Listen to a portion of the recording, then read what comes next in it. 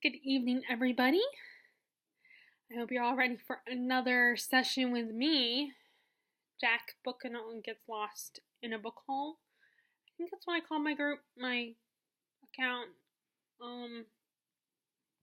Anyway, I'm going to try to be more with schedule. I'm going to try to schedule these more, but I've never been very good at following schedules. But it's been recommended on videos on how to make a BookTube account. So I will try to think of a schedule and make it just so when get your hair off. But I will try to stick with a schedule. And I also finally got another set of shelves. Not the floating one. I ended up not getting the floating shelves because my mom realized that the bookshelf that we had down in our den, it matches my actual bookshelf. So she decided to give me that one, and because they didn't really need, they had stuff on there, but they didn't really need it. And actually, it was originally my shelf because it was where I kept all my dolls, because as a true female, I had a doll collection. Like, American Girl doll, my twin, Magic Addict doll, Bitty Baby, dolls like that, all the collectible dolls. And I also had the Barbie dolls, of course. Which I had hundreds of those. And in fact, like, a lot of them had really bad hair days at this point, and some of them were missing a few limbs. But I love playing with my dolls, my Barbie dolls, and my dolls I used to play school with, my baby dolls. I would pretend like they were students in elementary school and I was the teacher. I even gave them relationships, like with my Woody and Buzz dolls. Two of the girls were dating them. So I was a romantic even as a kid. I didn't entirely understand how hormones work and all that at the time.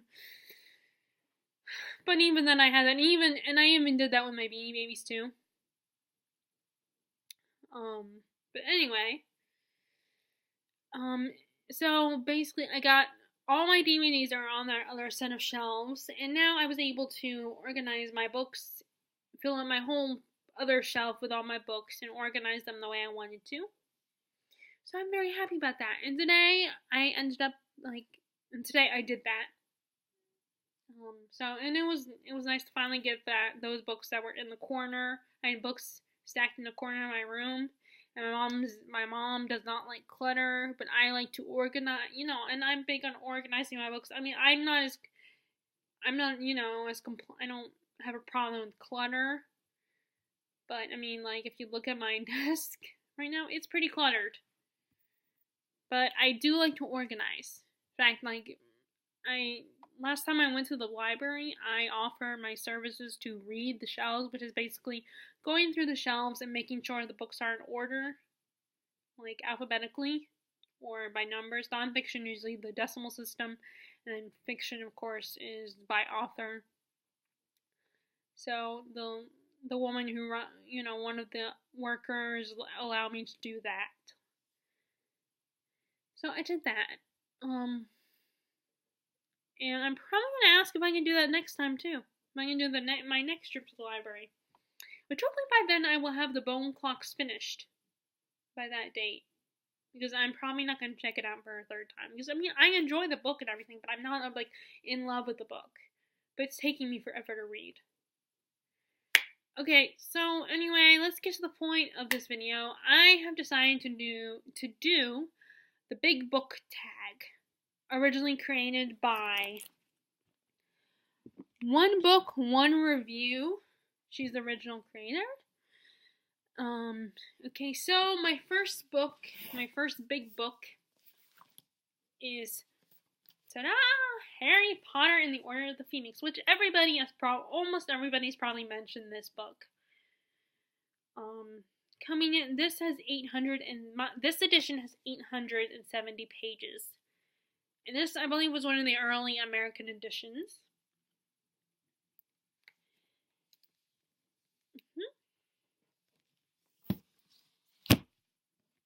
Okay, and then the next book is, I think of it here, is a Game of Thrones, the first book in A Song of Ice and Fire series by George R. R. Martin, coming in at, I want to say 1,035 pages. Let's see. Where is it? Where's my list? There it is. 835 pages. And that's including the little glossary that lists the names of all the families and stuff. I did read that last time I read this, just to read it and check it out and everything, because there's so many. And next, if I read it again for a third time at some point in my life, I probably won't do that. So I think that number is counting that part, the little glossary that lists all the information about the families. So, and this was a reread. Like I said, I mentioned if I read it the third time, so this is my second time reading this first book. And I read the second book, which I'm currently rereading now. And then I started the third book. I don't remember if I was halfway through or not. But I started, but then I took way too long of a break in between. So I decided to just reread it and refresh my memory of the plot and all that. It's good to read when the show's not on, you just read the book. And like I told my aunt, if you can't follow the show, just read the book. And vice versa. If the book is too much, then watch the show. But of course, when I put the second book out, I had the second book sitting there out at the table, and my aunt saw it, and she had this look of like, are you kidding me? When she saw how thick the second book was. But, like I said, I'm definitely starting to read longer books, Oh, and as you can see, I put little tabbies in this one, because of, it marked, little parts that I've liked, quotes and stuff that I like. But I will talk about that another time. Maybe if I do a review of, well, it's too late to do a review because I don't remember enough to be able to do a review, which I have some reviews to work on, actually. I work for a magazine. I write book reviews for a magazine. And so I have got to write another 2 more reviews to give to the editor.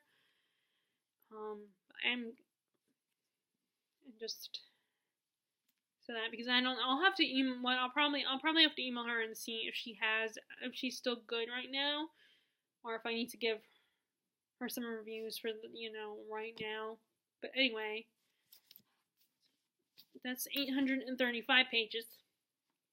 And then the next book number 3, is Outlander, the first in this series. Which I remember it took me 2 months to finish the second one with Dragonfly and Amber, which I was very proud of, because sometimes the 2 longest books I've read, they took me over a year to finish. And that's partly because I took a lot of breaks in between, because I was just kind of starting to read longer books. The ones I'm going to tell you about in a minute were the longest books I've ever read that weren't YA related. Because like I said, I've come to realize that there are a lot of YA books that are a lot longer than you think they are, but because of how they're written, and and the authors are considering the audience being people people like my cousin's age, because now I'm 27, be 28 next month.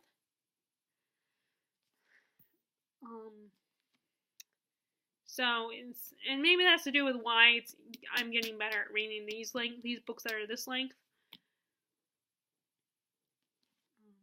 But people that are my cousin's age and young, maybe 21 and younger, YA books are written with them in consideration there. But this is clocking in at 850 pages. This edition is 850 pages. I don't know how long it took me to read this one. Maybe the same amount. Maybe this also 2 months. I don't remember. But at least I was very proud that it took me only 2 months to read Dragonfly Gang Ever. And I was definitely proud when I got this done. And I think it was like 2 months too, or maybe a little bit longer. I don't know, but I was very proud that I was able to get through that quickly. Because the next two books I'm going to mention took me, like I said, over a year to get those done. Okay, so the next longest book that I read is Gone with the Wind, and this is the 60th commemorative anniversary edition. So it's been around for 16 years, or at least with this edition it was, at this point when this edition came out. And this is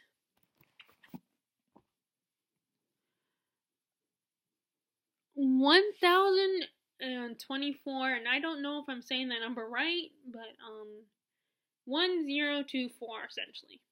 So like I said, I think it's 1024. I don't know, 1024. I don't know how to say those numbers with the zero. So, but this is a lot, and I'm definitely gonna have to reread this one just to refresh my memory.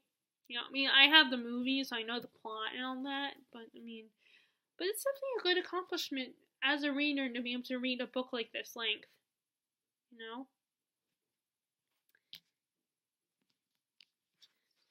And actually, I have this really cool edition, this really older edition, that was my mom's. A gift from my grandmother to my mom. So it was a gift from her mom in January 9th, 1974. In 74. This was a gift to my mom in 1974. I don't know if she knows I have this. I'm assuming she does. But I like older edition books, I like how they look. Like, I get those Barnes & Noble, those really nice fancy hardback ones that are like with the nice old-fashioned looking cover, and there's no bookmark, but there's that string in the book. Not all of them have that, but just those, and they're like $20, maybe more than that. I like getting those because they look, even though they're not as old looking, but they have like the covers look kind of old, or at least old-fashioned. They're really fancy. I have a collection of those. So I thought it was cool that, that this edition it was cool to have this edition. And then I actually have a hardback version of Scarlet, which is the sequel to Gone with the Wind. Which it wasn't as good as the original, but I did really love it because it gave Rhett and Scarlet a happy ending. I'm not all like one of those readers is like, I have to always have a happy ending. I'm fine if it doesn't have a happy ending. There's some books that you expect a happy ending, like, but I was very content because I loved Rhett and Scarlet. I wanted them to be together, even though Scarlet didn't deserve him. She was a bitch. But I was happy that they still ended up together by the second book, and she earned him back, I feel like, in the second book. So I appreciate the sequel that was written. Like, even though it wasn't as good as the original, it was still good. It was still a really great book.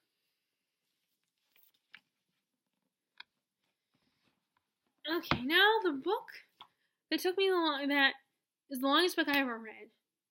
It took me a really long time, and I was kind of surprised. I wasn't sure which one would be longer, if Gone with the Wind or this book would be longer, but this book ends up being longer.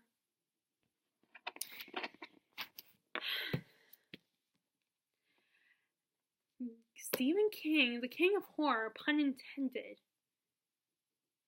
His book, It. I am in love with this book. This is the best horror book ever. Which is kind of funny because it's supposed to scare you and it's a horror book. It's funny to be, but I do. I love this book. Of course, it's not the reason I'm afraid of clowns, by the way. I'm afraid of clowns. I find them very creepy. But this book is not the reason why. The reason why I'm afraid of clowns, I think, started with one of my favorite scary story shows that came on Saturday nights on Nickelodeon. Are You Afraid of the Dark? Which is basically a bunch of, if you've never seen it, it's a bunch of these kids, a group of kids. I can't remember what they call themselves, but they would get together, sit by the campfire, and tell scary stories. And of course, being a show, you actually saw the scary stories playing out before you. The Midnight Society, that's what they were called. And one of their episodes was called Laughing in the Dark, where in the story, these two kids were, they were daring each other to go into this fun house that supposedly the ghost of a clown that died in there was haunting the place, and one of them is dared to go through, but they, because they don't, his friend and his friend's sister don't believe, they want proof that he goes through it, so he steals the clown's nose, off the little dummy in the haunted fun house. And then, of course, being a ghost story, the clown is not very happy that the kid stole his nose, so he basically haunts the kid. And is like, give me back my nose. And finally, the kid, being smart, finally is scared enough and returns the nose. Sorry, my phone is alerting me. Okay, so it's just my friend updating her status, and my grandma sent a text. So I'll check that later. But this book is the same, but I love this book, and I have the miniseries, which I've seen hundreds of times. I even watch the commentary, because I actually like commentary, because one time, I bought the movie Tropic Thunder, which is one of my all-time favorite comedies. It's a Ben Stiller comedy. And I didn't have a special edition, but I wanted to watch behind the scenes type of stuff, so I ended up watching I'm watching the commentary repeatedly because I didn't have the special edition of the movie. And so, eventually I did get the special edition with all the behind the scenes stuff, and I ended up giving the other one away because I still have the commentary on this one. Anyway, so I have been in love with watching movies. I love watching movies with commentary, even as long as it's the actors. If it's the director, no offense to the director and the crew and all that, but that can get kind of boring because they basically, they might tell you anecdotes here and there, but basically they're talking about how they made the movie, while with actors they kind of share more than, they'll share stories and make jokes, get off topic. So it's the commentaries with actors is always very interesting, and I've watched the commentary for this movie, for the mini-series version of this, quite a few times.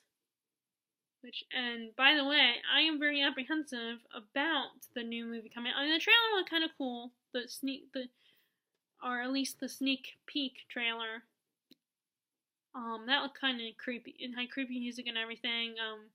And I think I've seen images of the clown and all that, although no one can be Tim Curry's version of Pennywise. At least that's how I feel right now, but I might change my mind. And I'm someone who tries not to judge when they make a remake or a reboot. I'm not going to be all instantly I might be a little nervous about it, but I'm not I'm going to hate on it because it will never be as good as the original. I'm going to give it a chance, before I judge it.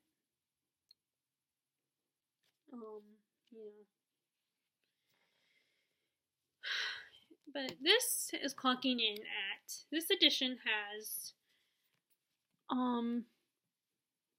1,473 pages. Isn't this a lovely edition?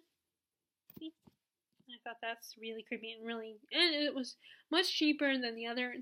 The edition that I really wanted to get, the newest one that came out, is this glossy white with a smiley face on it. It looks like a Ronald McDonald face, or at least the smile, which I really wanted because that one is so beautiful, and especially with the glossy finish and all that, and it's so simple, and sometimes simple is better.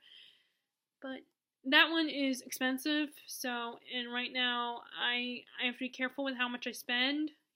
I won't spend more than $20 on a book. Except for unless, now I will, so I don't get hardcovers that often.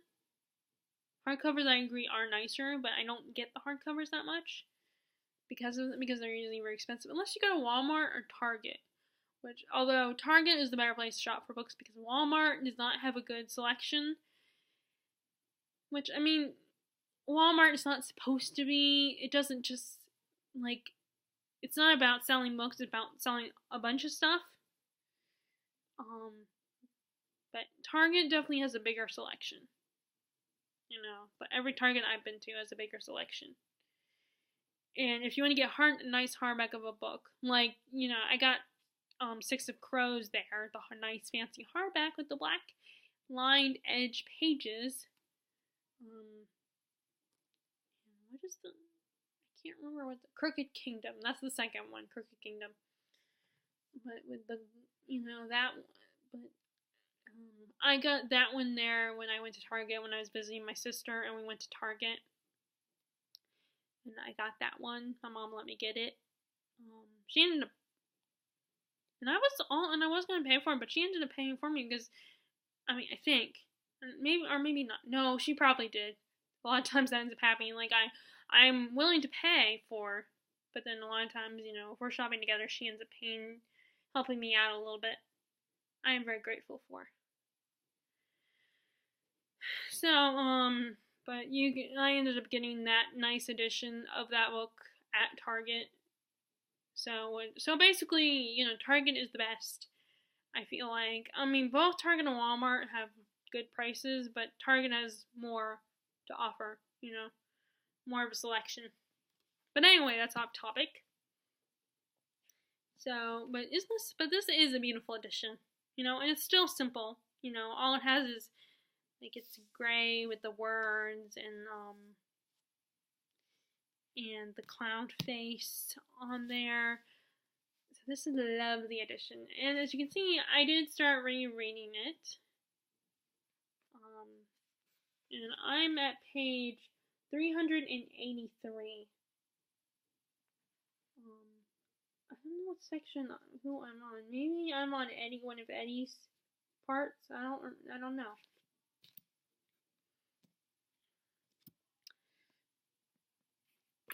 Okay. Oh, and then actually here is my original copy of the book, which proves I did read it already. So, and I took it everywhere. I even tried taping it back together, but that did not go well. That did not last. But the cover, obviously, I guess I probably threw it away. I know, blasphemous. I know I should not have done that, but it was already coming off, so. And I got another more beautiful edition. Which, although this was a nice one and everything, originally, when it was new, when I first bought it. But as you can see, there's that, and, like, the edges are a little, like, torn a little bit, and actually my mom was like, she was like, why do you need another copy? Why do you need another copy? You already have one. And I can still read this technically. Like not all the bottoms are torn. I can still read it, but who wants to read a book like that? When it looks like this. We all have a level of shallowness, and I think we all want So I wanted a nicer edition. And plus, when I'm going places, I don't want to make this one any worse. So I got another one. And I think this one, the material's a little stronger, the way this one's made. Because I believe this one is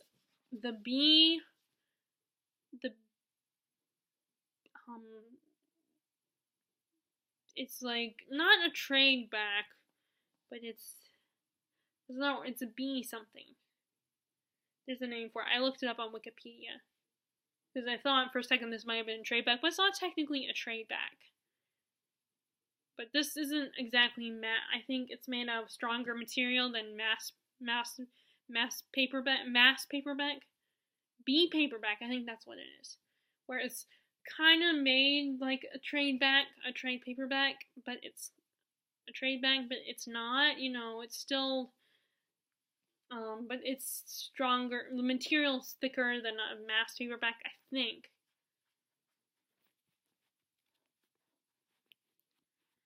I mean, maybe not. I mean, I do, yeah, I think it's because this one is taller. This one's taller than that one. So, I think this is that B paperback, where it's not exactly as nice as trade, it's not as nice and shiny and glossy, but it's, a little bit less prone to tear and rip, than the mass paperback. As you can see, it looks good, and so far there's no lines on the end yet. So, that's good. Okay, so those are all the big books that I have read. Okay, now down to the two that I have not read. I have a lot of books, though. A lot of 500-page books, over 500-page books I haven't read. And some that are less than 500, but are pretty hefty.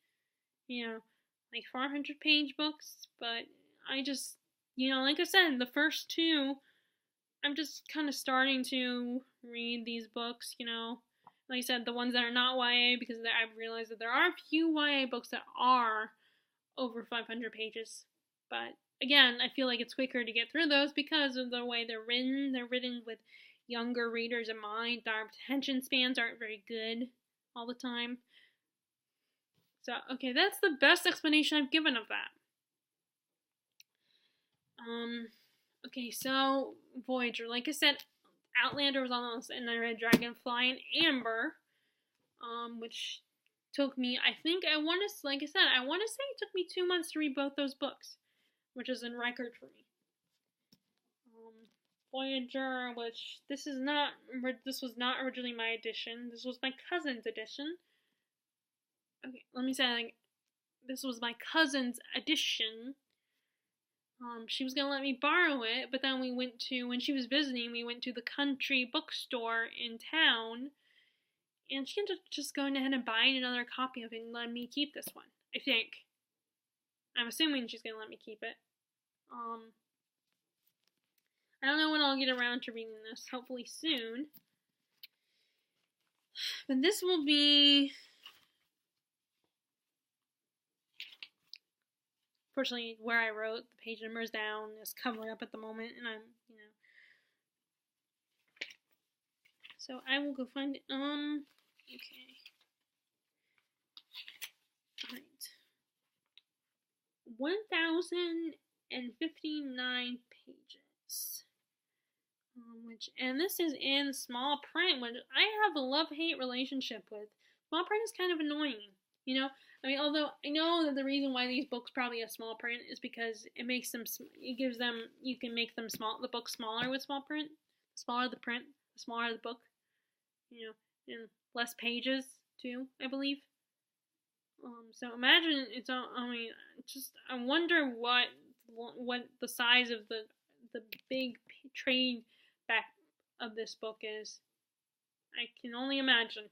It's probably even more than over the number of pages this edition has. But the only reason why I get the mass paperback editions oftentimes, not just because they're cheaper, but because you can carry them with you. Like, I can fit this in my purse. I always make sure I have a big purse. But, those trade back books or the hardback books could be really heavy, So that's mostly why I buy the mass paperback, or at least I'll get the B paperback, which is supposed to be like I was talking about a few minutes ago with It, my edition of It, my newest edition. The trade B paperback books are kind of like a cross between mass paperback and trade paperback, like the in-between book where it's nicer than mass paperback, less prone to be ruined, but it's not as fancy as Trade Deck, you know. So this is, like I said, this is my cousin's edition, and she just ended up giving it to me. And then I don't know if I'm gonna just get her next book, her edition of the next book, or if I'm just gonna buy it myself. I mean, it depends on how long it takes me to read this one and when I see her next. When I see my cousin next, which hopefully will be soon, but I don't know. And then the last book that I haven't read that's over 500 pages is this big heifer, The Count of Monte Cristo by Alexander Dumas.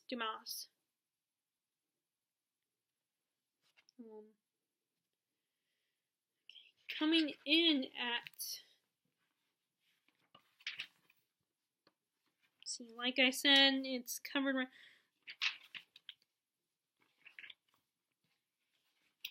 Where I wrote down the page numbers is covered, so I'm just gonna look through this. 1,095 pages, and again, a small print book. Right? But I also know why. But I do know why these are written in small print. This bad boy, I do plan to read at some point. Hopefully, and one day get through it. But every time I've started it, and I can't get through it. With a book like this, you know, I remember watching a BookTube video a while back where they said, you know, this woman was talking about how you can read books like this, you know, and one of the things she said is just set a goal for yourself. So I think what I might do that. I think I might set a goal for myself to read a number of pages. I'm just worried that even if I do that, I'll still be zoning out when I'm reading it, because books like this, they're bound to have some dry moments. Because books like this are very wordy. Because, you know, writers back then, the authors would get paid by the word, so they wrote a lot. That's why Lord of the Rings, you know, Tolkien's books are so dry, and, you know, why I think I heard that, you know, there's one page, there's where he wrote a whole page about a tree, which, granted, I think this was an important tree. That might have been Bjorn's tree. I don't know if I said that. Bjorn, I don't know if I said his name right. But, because I think he's in The Hobbit, and I think it's the guy that can transform into a bear. I think he helps Bilbo and his friend and the dwarves. And, I think he's the same one that I remember reading that Frodo and Sam and Pippin and Merry meet him at some point, I think. In Fellowship. I'm not 100% sure. I don't know if I'm remembering that right. But I remember something like that. But anyway. So, I might try to do that with this book. But like I said, I'm very worried that even if I do that, I'm gonna still zone out. Not that this isn't a good book, but it's just sometimes with books like this, it's hard. I did see the movie, and I really love the movie. The movie's really good. But I want to read the book too. So that's the book that I haven't read. That's the most number of pages. And there's a lot of books that I have here that are over 500 pages. And some of them I might be reading next month, because next month is my birthday, and there are a lot of those books that I'm super excited about and I really want to read, like ACOMAF, and Mistborn: The Final Empire, Black Prism. But there are also if I don't get Name of the Wind done, I'll have to read that. I'll have to finish that one too. I might not get it done by the end of this month, because I also have to read the Bone Clocks, which is due at the end of the month, and I still got a good amount to read. I'm definitely very more than halfway through the Bone Clocks, but that book is taking forever. You know, and I don't even know if I want to continue it or not. I'm not that into the book where I have to finish it. It's absolutely necessary. But I mean, and even if I don't finish it, I might buy it, but I don't feel an urge to buy it. I mean, it's like, you want to know the end. I want to know what happens in the end, but I'm not like, oh my god, I have to know. I have to keep reading. So, I mean, I'm still going to try to get done by the end of the date, but I really would rather be reading Name at the Wind and get that one finished. But I don't know if that will happen. Oh, and I got some news. For the next video, I might create my own original tag based on Gallivant, which is one of my favorite ABC shows. Unfortunately, that was one of the shows that canceled after season 2, which I was rather disappointed because I was hoping for season 3. But the good news is that the second season did not, it ended, it was a satisfying ending, but it did leave it a little open-ended, for one of the characters. But, but it didn't end happy, it had a happily ever after ending. So I was satisfied with it, but I could say definitely a potential for what the plot for season 3 if they hadn't got canceled. And right now it's probably too late, unless they made a movie or something, because I mean, it's been 3 years now, and all the actors have moved on to other projects, so it's a little too late. But I can always fantasize about it. But anyway, it's one of my favorite shows, and I'm going to do a tag about Gallivant. Hopefully soon. I'll have to go with the questions. But like I said, I'm trying to get some reading done. I'm trying to finish the Bone Clocks, and I want to finish the Name of the Wind. And then I gotta work on a review, because I write book reviews for this local magazine, so I gotta get two of those done, so I can send them into my editor. So anyway, well, there is the big books tag in my rambling. I hope this video is not super long again. And I will talk to you later. Thank you for listening, and peace out.